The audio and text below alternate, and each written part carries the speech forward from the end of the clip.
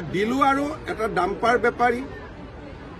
সাংবাদিকতাৰ কোনো গুণ চৰিত্ৰ একো নাই হোজাইত গৈ সুধিব গোটেই ঘৰখনকে মাটি দালাল বুলি কৰিছে হোজাই আৰক্ষীয়ে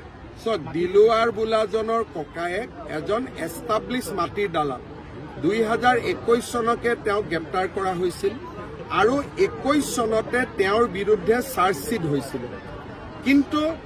চাৰ্জশ্বিট হোৱাৰ পিছতো তেওঁ স্কুলৰ মাষ্টৰ চৰকাৰে তেওঁক ছাছপেণ্ডো নকৰিলে তাৰমানে তেওঁলোক কিমান শিপাই